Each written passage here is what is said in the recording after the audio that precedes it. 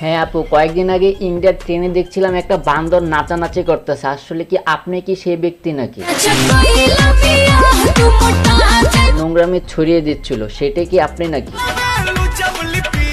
যেটাকে নোংরামি আমরা মনে করি সেটাকে আপনি ট্রেন গাল এবং ভাইরাল নিজেকে মনে করেন? এইটাও সম্ভব? না আপু, মনে আছে, আমি তো মনে করছিলাম সেটা হচ্ছে বান্দর নাচানাচি করতেছে, কিন্তু সেটা যে আপনি সেটা আসলে আমি জানতাম না। মাফ করে দেন। কি রে ভাই, কারেন্ট গেল কেন? ওই কেউ একটু জেনারেটর অন কর।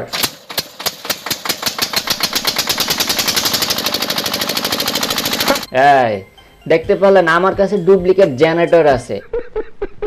Hello everyone, it's me Raihan. Roasting is just for entertainment purpose, so don't take it serious.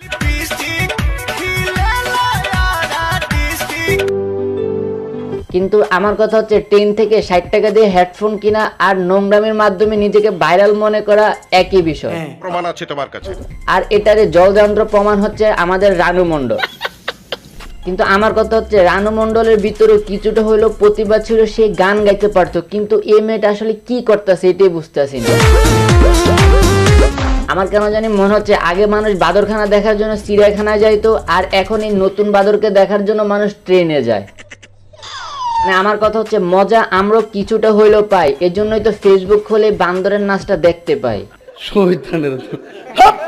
কিন্তু আমি একটা জিনিস নজরে আনলাম, এই বাদর যেদিন থেকে নাচ শুরু করতেছে সেদিন থেকে তার পিছনে ভিডিও করার জন্য কিছু সাংবাদিক দৌড়াদৌড়ি করতেছে। হ্যাঁ বন্ধুরা, ইন্ডিয়াতে এই মেয়েটি ভাইরাল হয়েছিল নেচে, কিন্তু আমি ওর নাচগুলো দেখার পর এটাই মনে হচ্ছে ও আসলে নাচের থেকে নিজের শরীরটাকে বেশি প্রকাশ করতেছে। ওর নাচগুলো এতটাই নোংরা ছিল যে সাধারণ পাবলিক রীতিমতো লজ্জায় পড়ে যেত। কথা সত্য। আর এটাকে পুঁজি করে এই মেয়েটা প্রতিনিয়ত রাস্তা থেকে শুরু করে ট্রেন বাসে পর্যন্ত নাচ গান করে যাচ্ছে। কিন্তু এই মেয়েটা হয়তো নিজেও জানে না আসলে সে নাচের পরিবর্তে সবাইকে নোংরামিটা এবং শরীরটাকে দেখাচ্ছে। কি মানুষ রে বাবা! নোংরামি ছড়িয়ে কেউ কখনো সোশ্যাল মিডিয়াতে বেশি দিন টিকতে পারে না। তাই আপনাকে বলবো এসব নাচ বাদ দিয়ে ভালো কিছু করুন। আজকে ভিডিওটি এই পর্যন্ত। যদি ভালো লাগে অবশ্যই চ্যানেলটি সাবস্ক্রাইব করবেন, পাশে থাকা বেল বাটনটা অন করবেন। আর এই মেয়েটা দ্বিতীয় ভার্সন আসতেছে, অপেক্ষায় থাকবেন। ধন্যবাদ।